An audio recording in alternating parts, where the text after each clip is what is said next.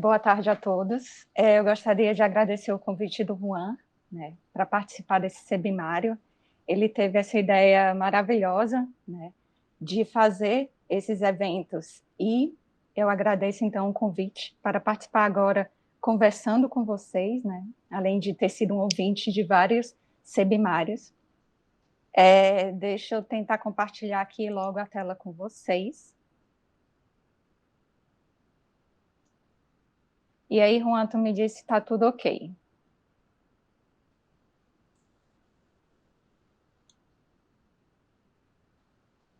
Sim, Cristiane, tá tudo Deu bem. certo? Sim. Ótimo. Então, o Juan me convidou, então, para participar do seminário, e por sugestão dele, hoje a gente vai conversar um pouco sobre gastrópodes marinhos da costa brasileira e suas relações biogeográficas. Me chamo Cristiane Xerez Barroso, eu sou doutora pela Universidade Federal do Ceará, doutora em Ciências Marinhas Tropicais pelo Instituto de Ciências do Mar, e atualmente eu sou servidora técnica no Departamento de Biologia da Universidade Federal.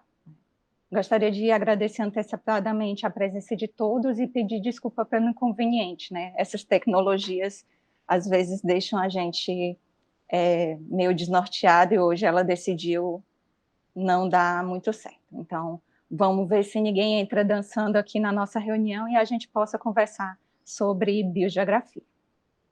Então, dentro da biogeografia, um dos temas mais discutidos é a classificação das regiões geográficas, né? Esse tema é discutido há muito tempo e quando a gente fala em regiões biogeográficas marinhas, as propostas elas já datam de muito tempo e elas têm utilizado como critérios para classificação tanto características físicas do ambiente, né, como temperatura, salinidade e mesmo a profundidade, como também utilizado a biota para poder tentar classificar esses ambientes. Então, quando se utiliza a biota, nós temos trabalhos tanto no nível global quanto no nível mais regional, e a utilização tanto de múltiplos táxons ao mesmo tempo, quanto a utilização de táxons específicos, né? Quando a gente fala, então, de múltiplos táxons e propostas, a gente vai desde os trabalhos clássicos de Ekman, 1953, e Briggs, 1974, que durante muito tempo esse trabalho de Briggs foi utilizado, né, para caracterizar essas regiões biogeográficas, e uma releitura desse trabalho ela foi feita por Briggs e Bowen agora em 2012. Outro trabalho que é bastante citado é o trabalho de Spalding e colaboradores, publicado em 2007. E entre as maneiras de se delimitar essas diferentes regiões biogeográficas, a gente tem, de maneira geral, duas metodologias. Há trabalhos que utilizam a taxa de endemismo, geralmente 10%, para poder separar essas regiões biogeográficas, e em trabalhos mais recentes, nós encontramos a utilização de índices de similaridade. E aí são diversos esses índices. E outra abordagem que também já foi usada em trabalhos para propor regiões biogeográficas marinhas foi a análise de parcimônia. A delimitação dessas unidades biogeográficas ela é bastante buscada, uma vez que essas unidades elas facilitam o entendimento dos processos macroecológicos e evolutivos que são os responsáveis pelos padrões de biodiversidade globais que hoje nós encontramos. Além disso, cada vez mais essas unidades biogeográficas elas têm sido usadas e incorporadas a planos de conservação e manejo, uma vez que elas trazem um arcabouço, uma informação biológica muito mais do que uma informação puramente geográfica. E dentro desse contexto, foi esse um dos temas que eu explorei durante o meu doutorado, que culminou, né, nesse artigo, publicado em parceria, então, com o meu orientador, Tito Lotufo, e com minha orientadora, Helena Matthews Cascon, que a gente discute, então, e propõe uma regionalização da costa brasileira. Tá? Nesse estudo, então, nós utilizamos como modelo gastrópodes prosobrânquios marinhos, bentônicos, que habitam águas rasas até 200 metros de profundidade. O uso desse modelo teve como objetivos determinar unidades biogeográficas ao longo da costa brasileira, incluindo ambientes insulares, né? Arquipélago de São Pedro e São Paulo, Atol das Rocas, Arquipélago de Fernando de Noronha e Cadeia Vitória Trindade, além do Arquipélago de Abrolhos. Tá? E também nós tivemos como objetivo ver como essas assembleias mudam, né, ao longo do Atlântico Ocidental. E quem são os gastrópodes prosobrânquios? Né? Os gastrópodes prosobrânquios é um termo que foi utilizado por nós nesse estudo para se referir a um conjunto de clados, né, que antes eram todos reunidos num táxon chamado de Prosobrânquia. Entretanto, com o avanço dos estudos, viu-se que Prosobrânquia não era um grupo monofilético, e sim formado por vários clados diferentes. Então, o que a gente chama, então, de prosobrânquios no trabalho são espécies contidas nos clados Vetigastrópoda, Patelogastrópoda, Neritimorfa e Cenogastrópoda. Então, são com essas espécies que a gente trabalhou. E como é que foi feita as análises para a determinação dessas unidades biogeográficas? Tanto ao longo da costa, como incluindo esses ambientes insulares. A compilação dos dados de composição e distribuição das espécies foi feita através de uma base secundária, tanto da literatura quanto de coleções científicas brasileiras. Coleções científicas brasileiras foram visitadas, incluindo a coleção malacológica do Museu de Zoologia da USP e a coleção malacológica do Museu Nacional do Rio de Janeiro. Sobre a literatura, foi dada prioridade àqueles estudos taxonômicos, né, que são estudos mais criteriosos. Então, de maneira geral, a base de dados foi construída em cima desses dois meios. Uma coisa importante a se frisar aqui é que nem todos os prosobrânquios registrados para a costa brasileira, eles foram considerados no estudo, né? Nós excluímos algumas famílias cuja taxonomia ainda é muito problemática. Então, nem todos os que são os prosobrânquios registrados foram, então, considerados. Dessa forma, a partir de uma matriz de presença e ausência das espécies nas diferentes regiões, nós aplicamos, para a delimitação dessas unidades biogeográficas, 3 índices de similaridade. Esses índices diferem entre si quanto à forma em que os dados de presença e ausência são utilizados. No índice de Sorensen, por exemplo, há um maior peso à riqueza de espécies. Então, ele é bastante influenciado pela quantidade de espécies entre as regiões que estão sendo estudadas. Já o índice de Simpson e Okiwai, eles priorizam a composição de espécies. Quais espécies estão presentes nessa região, diminuindo assim o peso, né, da riqueza, da quantidade de espécies. Os 3 índices, por sua vez, têm uma similaridade que seria a diminuição do peso da ausência. Né? A ausência de espécie nem sempre quer dizer que aquela espécie realmente está ausente, pode ser fruto, então, de um esforço amostral menor. Então, esses 3 índices de similaridade foram utilizados em análise de agrupamento e ordenação. E outra coisa que eu quero destacar é que as regiões consideradas no presente estudo foram geopolíticas. Apesar de unidades geopolíticas não conterem informação biológica, esse foi um modo, né, encontrado de utilizar a maior quantidade de informações possíveis.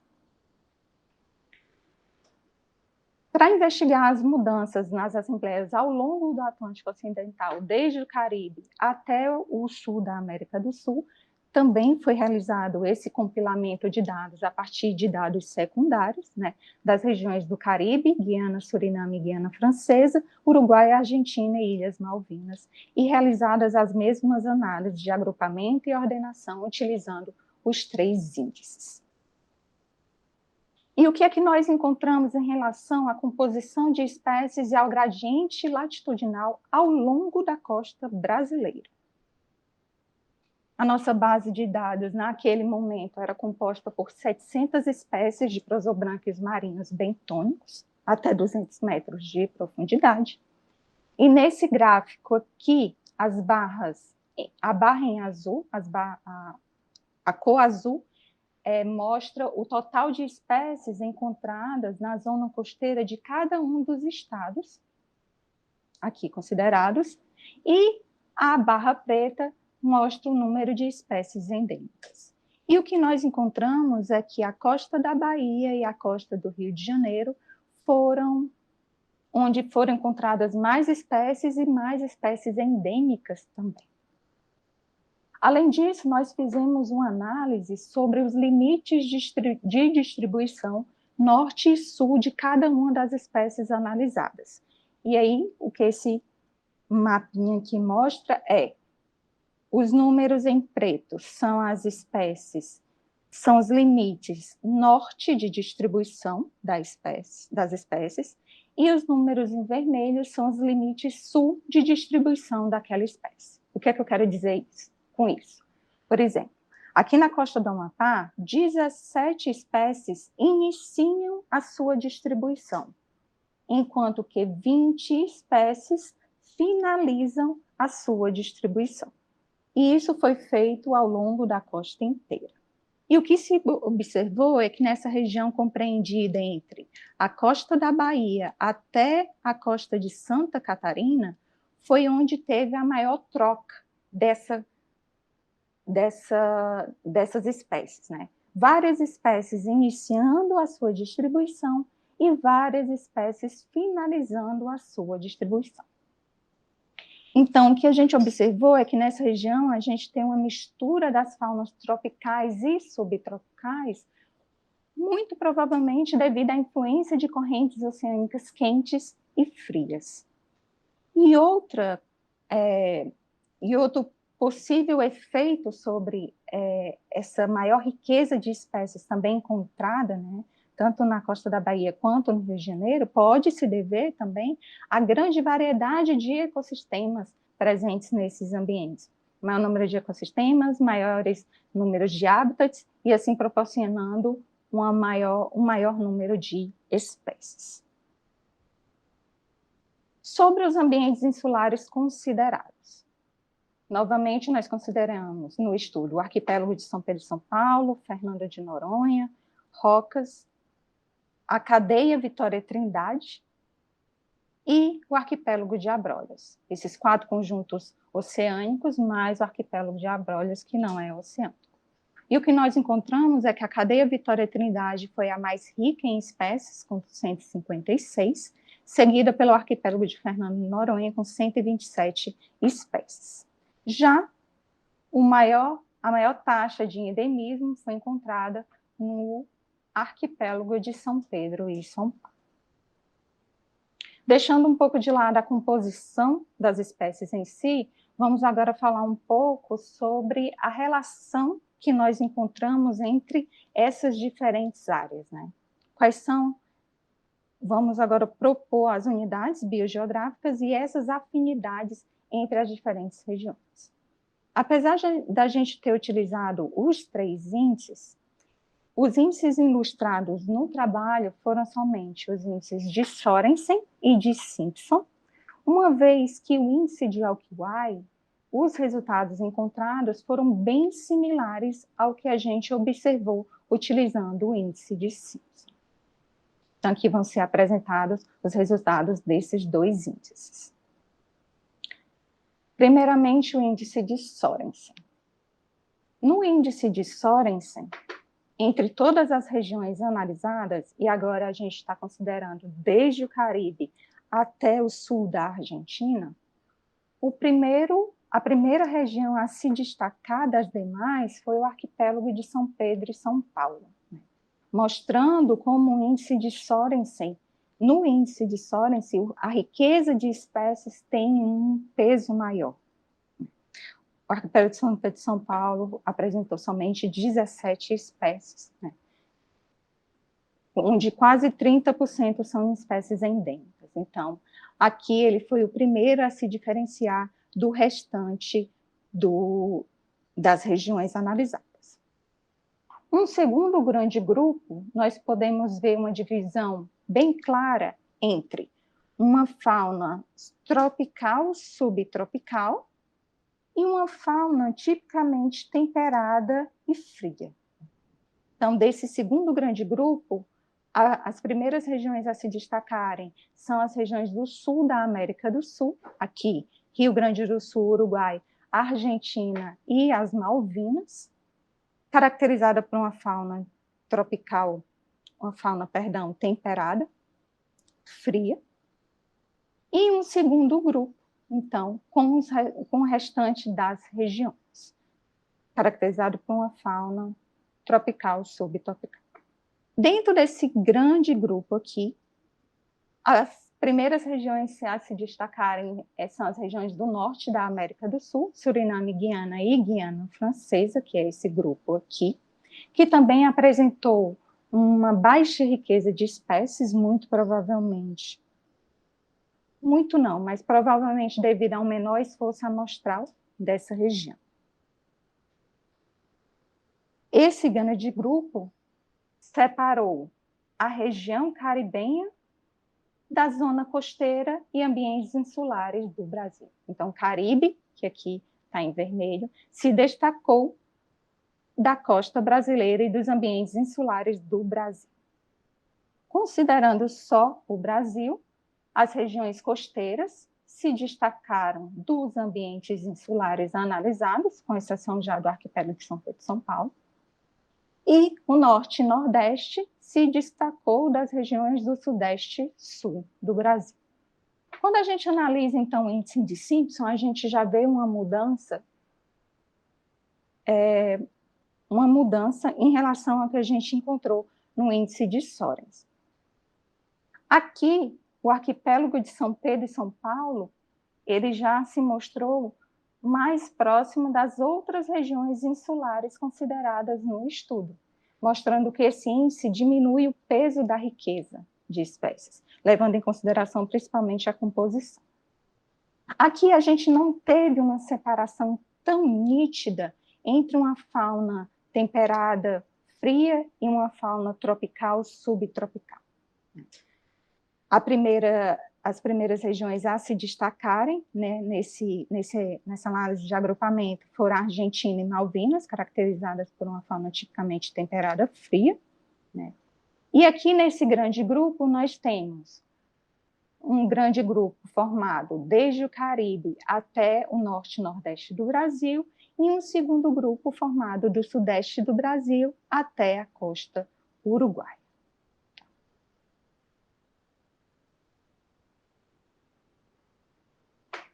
Esses que eu mostrei para vocês são as análises de agrupamento, e aqui a gente tem a análise de ordenação, mostrando, então, novamente, a região caribenha, aqui separada das outras regiões analisadas. Então, a gente tem o norte da América do Sul, depois a costa do Amapá, nordeste do Brasil, sudeste e sul do Brasil, costa do Rio Grande do Sul, Uruguai, Argentina e Malvinas. Ambientes insulares aqui mais próximos entre si, e o arquipélago de São Pedro e São Paulo separado desse conjunto insular. Aqui novamente mostrando a ordenação feita com índice de Sorensen. Analisando então o que a gente encontrou nas análises de ordenação e agrupamento, utilizando esses três índices, nós propomos a seguinte classificação para as regiões da costa do Brasil e dos ambientes insulares brasileiros. Então, a costa brasileira, ela estaria dividida em 3 províncias: a província caribenha, a província brasileira e a província argentina. Na província caribenha, nós teríamos a área guianense, compreendida entre a foz do Orinoco e do rio Amazonas, que englobaria, então, a costa do Amapá. Já na província brasileira, ela compreenderia a maior parte da costa do Brasil e seria subdividida, então, em área nordeste do Brasil, do Pará até o sul da Bahia, e área sudeste do Brasil, do sul da Bahia até Santa Catarina. Os ambientes insulares também estariam dentro dessa província brasileira, mas para nós eles devem ser considerados à parte. E por último, nós teríamos a costa do Rio Grande do Sul, dentro da província argentina. Uma coisa que eu gostaria de frisar para vocês é que no nosso estudo nós não criamos nenhum novo nome para essas unidades biogeográficas. Foram utilizados nomes já propostos em estudos anteriores, e quando o nosso estudo corroborou com o que já foi visto anteriormente, nós priorizamos utilizar, então, a mesma nomenclatura. Então, toda essa nomenclatura ela já foi proposta em estudos anteriores. E isso é discutido em detalhes no artigo.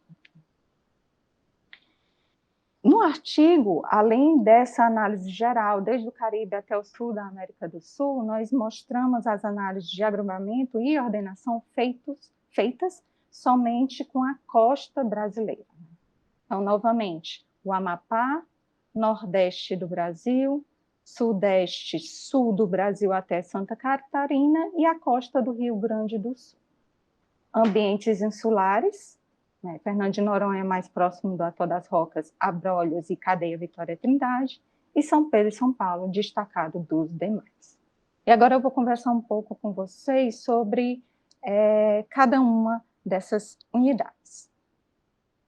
Então, a costa do Amapá estaria dentro da província caribenha, dentro da área guianense, e ela apresentou uma fauna única, né?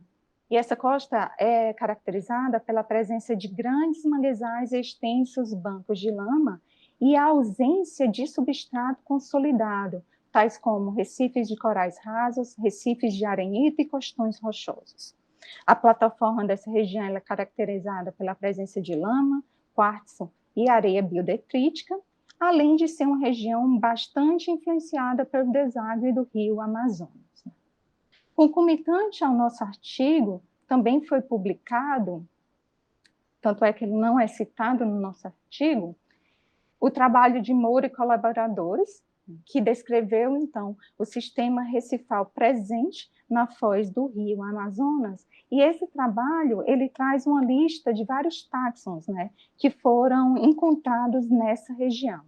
Infelizmente, a gente não teve os dados de molusco, né, publicados, o que ajudaria bastante a gente compreender um pouco mais do posicionamento biogeográfico aqui da costa do Amapá. Será que ele está mesmo mais próximo às outras regiões influenciadas pela foz do rio Orinoco e Amazonas, ou ele se aproxima das regiões norte e nordeste, né? Então, esses dados ainda não foram publicados e eu aguardo ansiosamente por eles, né, para a gente olhar um pouco melhor para essa região. Considerando agora a província brasileira, né, nós temos a área nordeste do Brasil, que iria do Pará, até o sul da Bahia, e essa costa é influenciada pela corrente sul-equatorial, que é uma corrente oceânica quente e oligotrófica, e caracterizada pela presença de bancos de areia e lama, manguezais, recifes de coral, recifes de arenito e costões rochosos a partir do sul da Bahia. A plataforma, por sua vez, é constituída, apresenta areia, lama, algas calcárias e areia biodetrítica. Nessa região, a gente tem uma fauna tipicamente tropical. Já na área do sudeste do Brasil, ainda dentro da província brasileira, ela compreenderia desde o sul da Bahia até Santa Catarina, e como eu já falei anteriormente, foi uma área que apresentou uma grande transição de espécies, com espécies tropicais e subtropicais coabitando. Essa região ela é influenciada por correntes do Brasil, que é uma corrente quente, e pela água central do Atlântico Sul, que é uma corrente fria. Além disso, ela tem uma grande variedade de ecossistemas, entre eles recifes de arenito, recifes de coral, restingas, costões rochosos, fundos arenosos, lamosos e de algas calcárias. Então, foi uma região de transição, foi considerada uma grande região de transição faunística. Sobre os ambientes insulares, a gente teve cenários em que, tais como Fernando de Noronha e Atol das Rocas e Abrolhos, que não é uma ilha oceânica, a proximidade deles com a costa brasileira fez com que, ora, eles se aproximassem da região costeira nas análises, e ora, eles se distanciassem. Né? Então, a gente teve esses dois cenários. E a cadeia Vitória-Trindade, que apesar de distante, ela é conectada ao continente por uma cadeia de montes submarinos, assim como Fernando de Noronha e Atol das Rocas. Apesar de mais próximos, também, além de mais próximos, ainda há essa conexão com o continente. Já o arquipélago de São Pedro e São Paulo, ele se mostrou totalmente separado. Né? Tem espécies em comum, né, como o índice de Simpson e Okiwai mostraram a maior similaridade, mas devido ao seu isolamento, ele não é ligado a nenhum continente por via montes submarinos, ele apresenta uma baixa riqueza de espécies e um alto endemismo. Voltando um pouco a Abrolhos, nós consideramos esse um ambiente único cuja riqueza ainda se encontra subestimada. E, por último, a gente tem a costa do Rio Grande do Sul, né? Compreendida, então, na província argentina, caracterizada pela presença de espécies subtropicais e temperadas, influenciada pela corrente das Malvinas, que é uma corrente fria, e, novamente, nós vamos ter a ausência de substrato consolidado, né? De grandes áreas de substrato consolidado, a ausência de manguezais, recifes de coral, costões rochosos e recifes de arenito, e a presença de bancos lamosos e arenosos extensos. Essa foi a classificação proposta pela gente, né, com base em gastrópodes prosobrânquios. E como eu disse anteriormente a vocês, nós priorizamos nomenclaturas já utilizadas em trabalhos anteriores. Por exemplo, o que a gente chamou aqui de província brasileira coincidiu com o que Freitas e colaboradores encontraram utilizando peixes recifais. Então, como os nossos dados corroboraram com esse estudo, nós utilizamos a mesma classificação da província brasileira e a divisão entre áreas. Entretanto, quando você procura pelo termo província brasileira em outros estudos, nós vemos que há uma divergência, né, na delimitação do que seria essa província. Então, se reforça mais uma vez o que dentro da biogeografia é sempre procurado, que é a busca por um padrão, né, que são essas repetições não aleatórias. Então, mais estudos, cada vez mais, são necessários para a gente tornar mais robusta essa classificação, essa delimitação da província brasileira. Quando a gente publicou o nosso estudo com gastrópodes prosobrânquios, eu imaginei que o pessoal da malacologia ia ficar bem empolgado e ia tentar ver se os outros grupos dentro de molusca também apresentavam esse mesmo padrão. Mas, infelizmente, até o momento, ninguém se arriscou, né, a fazer essa classificação. Mas eu ainda espero ansiosamente para ver se os outros grupos encontrados na costa brasileira apresentaram os mesmos padrões que a gente encontrou para prosobrânquio. Então, o que eu apresentei agora a vocês faz parte, então, desse artigo. Ele focou muito mais na classificação dessas unidades biogeográficas. Entretanto, a gente também publicou outro artigo, né, logo em seguida, falando especificamente dos ambientes insulares e discutindo um pouco, né, da biogeografia de ilhas, também utilizando esses gastrópodes prosobrânquios marinhos. Aqui nós conversamos um pouco em como a fauna, né, ela é influenciada por características de correntes oceânicas, características dos ambientes. Entretanto, a gente sabe que a distribuição geográfica das espécies, ela também é influenciada por outros fatores. Fatores biológicos, tais como a dispersão larval, né? Como é que o tipo de larva, de desenvolvimento larval, influencia na distribuição dos prosobrânquios marinhos? Isso está sendo investigado pela gente. E outro aspecto são os aspectos históricos. Como os eventos históricos influenciaram na composição, na riqueza das espécies que hoje a gente observa. E nesse estudo, que também está sendo desenvolvido por nós utilizamos uma família, né, dentro desses prosobrânquios marinhos, para tentar ver a história evolutiva dessa família no Oceano Atlântico. Um primeiro produto desse estudo já saiu, né, que foi uma evidência molecular confirmando a presença de duas espécies simpátricas de mesmo gênero na costa brasileira, e eu espero que em breve a gente esteja publicando, né, esteja mostrando a vocês os resultados dessas duas outras abordagens.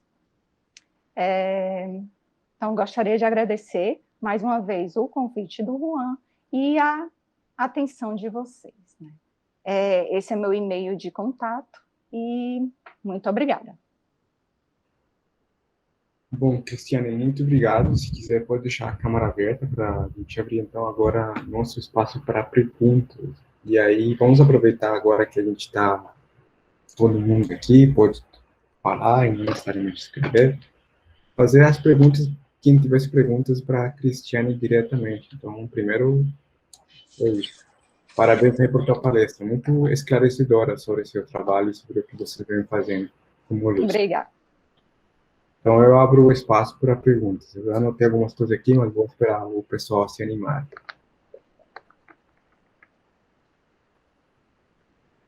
Oi, Cristiane, Sérgio aqui falando, tudo bom? Oi, Sérgio, tudo bem? Muito legal a apresentação, né? A gente lê o trabalho, é muito legal, mas ver a apresentação é melhor ainda, né? Que ver os Facilita. detalhes, como as pessoas, como o pesquisador chegou naquelas conclusões, é né? Muito legal. Então, Sebimários aí, o Juan tá de parabéns, né, por trazer sempre esses temas instigantes, muito legais, né, para a gente discutir com os autores, muito massa. Então, parabéns. Eu queria fazer só algumas poucas considerações aqui para o pessoal pensar e, de repente, mais gente quiser saber mais detalhes, né, mas uma coisa que chamou atenção para mim, logo daquela figura colorida, que eu acho que ficou até na propaganda aí da palestra, né, que essa região verde lá das Guianas, né, ela tem umas peculiaridades assim bem diferentes do resto do Caribe, né? Eu não sei se eu não sei se eu chamaria de Caribe, não, província caribenha, né? Tudo bem que eu acho que você quis, você falou, né, que quis adequar nomenclaturas que já tivessem por aí, né? Mas no seu caso está quase que pedindo uma Guianas aí, né? O que você acha? Uma nova província, talvez. Mas, assim, o que eu senti dificuldade, Sérgio, nessas regiões é exatamente a quantidade de dados. A gente tem muito pouco da costa do Amapá, de Suriname, Guiana e Guiana Francesa. Então, assim, eu não me senti à vontade de individualizá-la, mas em outros estudos já mostram que essa região seria novamente uma região de transição, né, de fauna tipicamente caribenha e uma tipicamente da província brasileira, né? Talvez com mais estudos, né, nessa região a gente possa individualizá-la. Mas assim, o que eu friso é que a gente precisa de mais grupos, né?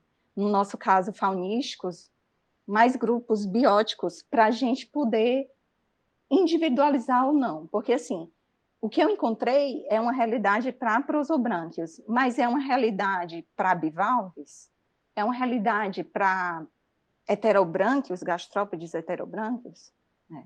Assim, pareceu muito com o que vocês acharam com peixes recifais. Mas será que outros grupos também a gente encontraria algo parecido, né? Então, Pelo menos dentro da costa brasileira, a gente vai mandar ver em breve aí, né? espero Dentro que dos sim. próximos capítulos aí. Mas realmente essa transição para o Caribe, né, ainda vai demandar realmente também fazer um estudo multitaxon, né? Concordo plenamente.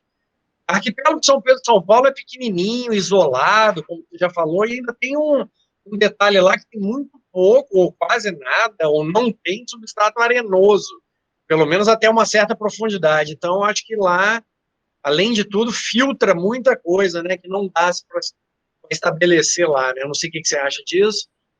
Sim, ele é um ambiente bem peculiar, né? A gente praticamente não tem uma região entre marés acessível e a gente tem uma quebra muito abrupta, né? Ele fica fundo muito rápido.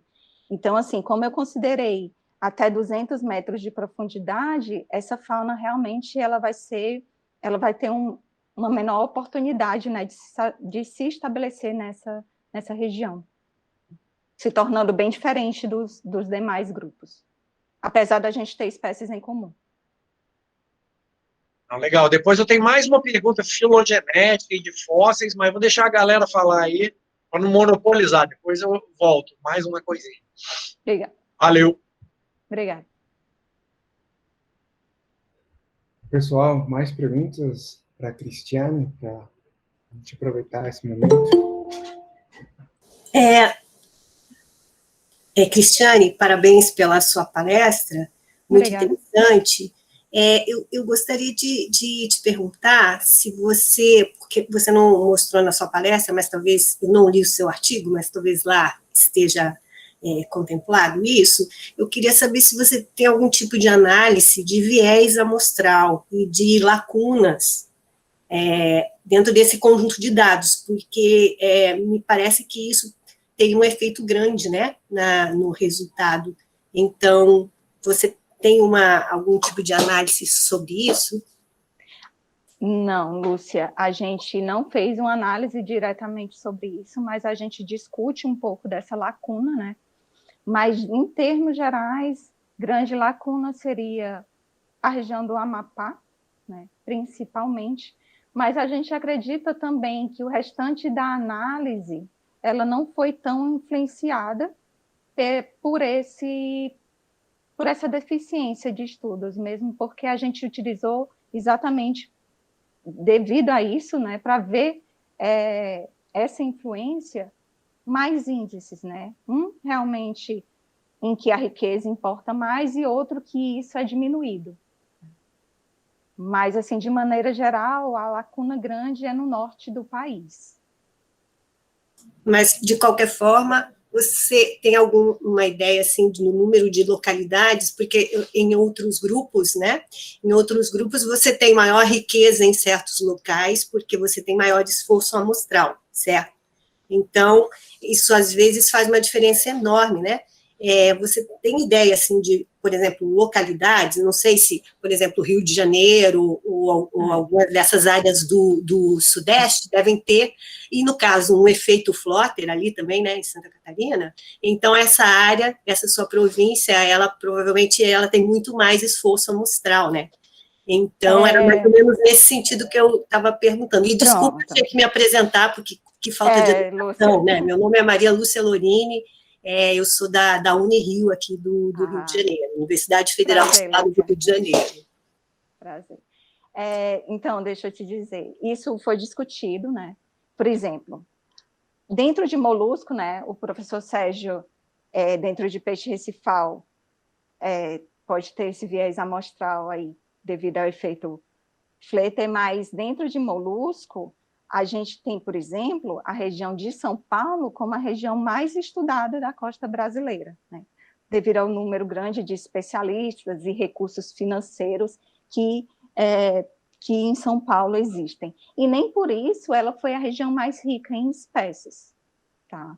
Então, assim, a maior riqueza ali na Bahia e no Rio de Janeiro Na Bahia, muito provavelmente naquela região sul da Bahia, devido ao complexo, né, a influência ali de abrolhos, e no Rio de Janeiro, porque a gente realmente tem uma mistura de faunas mais forte, né?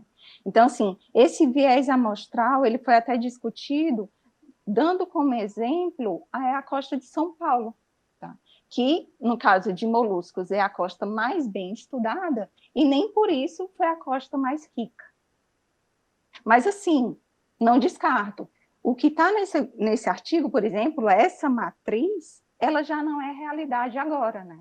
Ela está sendo atualizada sempre, né? Ela foi atualizada, inclusive, recentemente, e a gente tem muito mais do que 700, né, considerados dentro das famílias, né, que a gente abordou. Então, assim, é um estudo que é sempre em construção. Obrigada, Cris. De nada, Luciana.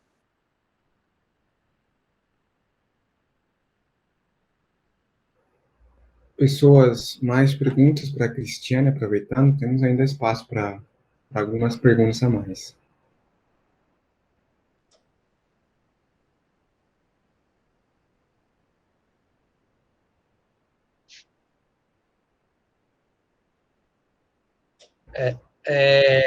Acho que, então, enquanto o pessoal está pensando em perguntar aí, já vou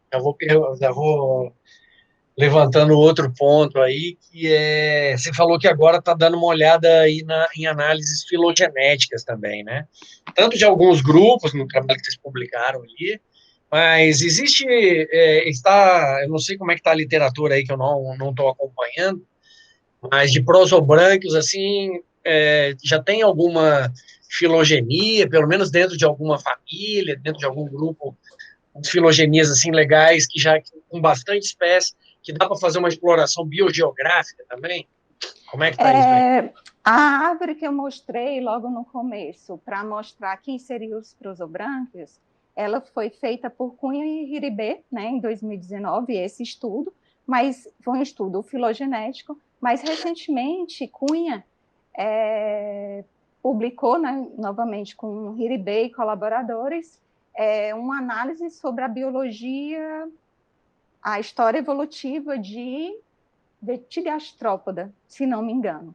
Então, assim, com o avanço dos estudos moleculares, a gente tem conseguido filogenias mais robustas e Cunha e colaboradores têm publicado, sim, e a gente já tem uma análise de biogeografia histórica, né, utilizando os métodos mais modernos dentro dessa área, feita com prosobrânquios. Que legal. Aqui é muito legal esse avanço aí, porque são duas frentes distintas, né? Essa de ter a presença-ausência, né, das espécies, que eu acho muito legal. Uma coisa não substitui a outra, mas é muito legal essa integração, né? E é legal também esse trabalho que saiu recente aí de ostracodas, com fósseis também, eu achei muito legal. Depois eu mando o DOI dele aqui também. A gente tem alguns trabalhos com molusco, propondo províncias também com base em fósseis de grupos de pesquisadores da Argentina. Isso é muito legal também para ver como é que era, pelo menos não precisa ser nem num passado tão remoto, mas mesmo num passado relativamente, assim, de alguns milhões de anos, já é muito bacana, né? Isso a gente tem. Quem estava, quem não estava, se tem mais coisa tropical descendo mais recentemente, né? Sim. Ou não, muito legal. Tem muita coisa para fazer. Joia. É muito legal ver assim, essa parte biogeográfica e evolutiva, né? Com mais gente pensando sobre isso e tal. Vamos que vamos. Isadora, tá aí, não quer perguntar nada, tá tudo certo? Cristiane, eu queria fazer uma pergunta para você, com referente a uma coisa que me chamou a atenção, é justamente como cada índice pode fazer uma sonação biogeográfica totalmente diferente. É uma coisa que tem sido discutido amplamente, assim, de todos os trabalhos que você deu, por exemplo, de exemplo para falar sobre o seu, tem essas dificuldades, mas, desde seu ponto de vista, qual você acha que seria o melhor índice para tentar diferenciar essas experiências bibliográficas? Porque eu acho que isso vai variando muito e cada grupo usa a que acha tem mais sentido biológico, né? Que eu acho que é o mais importante a gente considerar isso, mas em sua experiência, o que você pensa sobre isso? Então, Juan, eu acho que eu não acredito que exista o melhor, né? Porque, assim, todo índice vai ter suas limitações. Por exemplo, o de Sorensen, ele é influenciado pela riqueza de espécies. Entretanto, ele diminui o peso das duplas ausências, né? E isso é importante, principalmente quando a gente tem áreas subamostradas. Então, diminuir o peso dessas duplas ausências também é importante. Então, assim, na minha tese, eu utilizei somente Sorensen e Simpson, né? Por acreditar que cada índice tem um porquê biológico, e aí eu concordo com você, tem que ter um porquê biológico por trás. Mas, ao mesmo tempo, ele tem pontos positivos e pontos negativos. Então, eu utilizei os dois, né, para tentar ver o que é que eles tinham em comum. À primeira vista, sim, parece que eles têm diferenças gritantes. Mas se a gente analisar com mais cuidado, biologicamente, elas também não são tão gritantes assim. O índice de Occupy, por sua vez, ele foi sugerido por um dos revisores do artigo, uma vez que a matemática dele é completamente diferente. Então, assim, o que eu tenho visto dos estudos é que, ora usa o índice de Jacquard, por exemplo, é outro, ora usa só o Simpson, né, que é o beta-Simpson. Então, assim, de maneira geral, eu sempre gosto de comparar, né, uma vez que cada metodologia tem as suas limitações. Beta-Simpson, talvez, que é o que eu chamo aqui de Simpson, ele é um índice bom, uma boa explicação biológica, né? Se você tivesse que escolher um, talvez o beta-Simpson. Mas eu não acredito que exista o melhor. Eu sempre gosto, pelo menos nos meus trabalhos, de comparar várias metodologias, nem que isso, à primeira vista, traga resultados completamente diferentes, mas eu ainda gosto de comparar. Então, eu não acredito que a gente tenha o melhor, acho que a gente tem alguns mais adequados do que outros. Maravilha. E outra, indo na linha das perguntas do Sérgio, da parte filogenética, como está a parte funcional desse grupo? Se vocês, por exemplo, se as províncias bibliográficas encontradas taxonomicamente responderiam ou se agrupariam da mesma forma funcionalmente, e como os índices funcionais poderiam variar de acordo a esse gradiente bibliográfico que você está mostrando. A gente ainda está numa análise bem preliminar. Agora que a gente gerou a primeira árvore filogenética, né? Como eu disse, eu estou trabalhando agora, que era o meu pós-doc, né? Que continua sendo, porque eu não vou abandonar esse projeto, mas a gente escolheu uma família, então, e agora que a gente gerou a primeira árvore filogenética, né? As primeiras sequências com material do Brasil já mostraram algumas coisas para a gente diferentes, né? Que separam cada vez mais o Caribe, talvez, da costa brasileira, mas ainda está muito preliminar, eu ainda não consigo te responder. Legal, Cristiane. Pessoal, ainda temos 2 minutos mais não, 4, porque a gente atrasa um pouquinho mais, para perguntar. Acho que a conversa é super interessante aqui, mas é um monólogo. O Tito está botando alguns comentários aqui também sobre os índices, que as pessoas que estão assistindo, vale a pena dar uma lida nos comentários dele. Posso falar também, Juan. Na verdade, eu comento, só que assim, o índice ele é muito importante, claro, tem que ser considerado, mas quando a gente vai fazer uma análise dessa, o grupo taxonômico também vai influenciar diretamente. Então, um grupo que tem uma restrição muito grande, ou está presente apenas em grupos, num habitat específico, né, e não está presente, por exemplo, em fundo arenoso ou outra coisa, ele vai enviesar a análise, empobrecer muito a análise.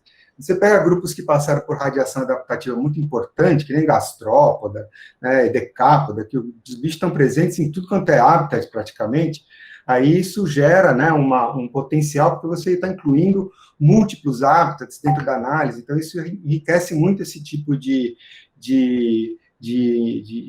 análise, né, biogeográfica, porque você está considerando múltiplas coisas, você tá colocando mais elementos para serem analisados conjuntamente. Claro que se você colocar mais táxons ainda, é melhor, né? Quanto mais você conseguir incluindo essas coisas, é importante. Mas aí, de novo, né, tem que ponderar muito exatamente fontes de dados, né, e a questão da amostragem, que também vai ser relevante em qualquer caso. Com certeza, eu vou botar aqui a câmera. Pessoal, mais perguntas aqui para a Cristiane, antes de a gente fechar aqui nosso tempo de seminário.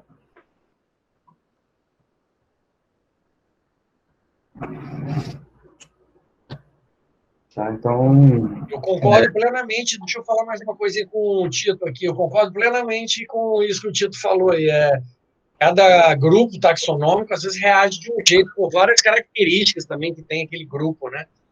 Ou porque tem essas radiações grandes, ou por tipo de uso de hábitat. Então, é muito legal, usar multitaxon mesmo para futuro aí, é isso aí. E eu escrevi brincando aqui que é solução, mas também problema, né? Porque cada grupo fazendo uma coisa, no final vira um negócio meio bagunçado também. Mas é legal, justamente para ver essas potenciais diferenças aí, né?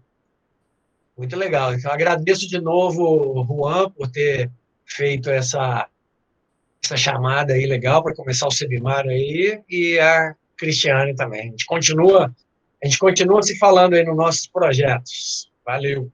Obrigada, professor. Então, Cristiane, eu te agradeço a participação e eu vou mencionar uma coisa importante. O Servimário é um espaço que já tinha sido criado dentro do Servimar, mas era uma coisa mais interna. A gente começou nessa pandemia a tentar estender, e eu agradeço, por exemplo, o professor Álvaro, que está aqui escutando, que me ajuda com a parte artística da divulgação, o Luciano também, que participa, e as outras pessoas, a Virgínia, que se encarga da página. Então, é um conjunto de pessoas que estamos trabalhando junto para tentar divulgar a ciência que está sendo feita. Então, obrigado novamente, Cristiane, espero que esteja tudo bem por aí.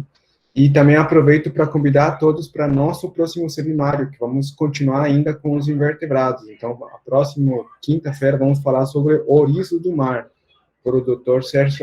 César Cordeiro, da Universidade Federal do Rio de Janeiro. Espero a todos e muito obrigado pela paciência devido às dificuldades tecnológicas que temos hoje.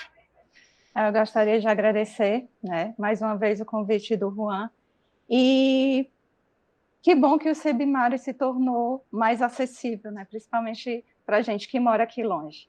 Então, eu sempre divulgo no grupo do laboratório, porque eu acho um momento muito importante, né, de troca de informações entre os diferentes grupos.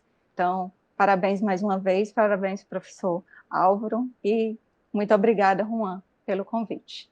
Obrigada a todos que estiveram aqui, né? E se tiverem dúvidas, é só entrar em contato. Às vezes a gente fica meio tímido de conversar, mas aí basta escrever. Obrigada a todos. Uma boa tarde. Obrigado, pessoal. Até a próxima quinta. Tchau. Tchau.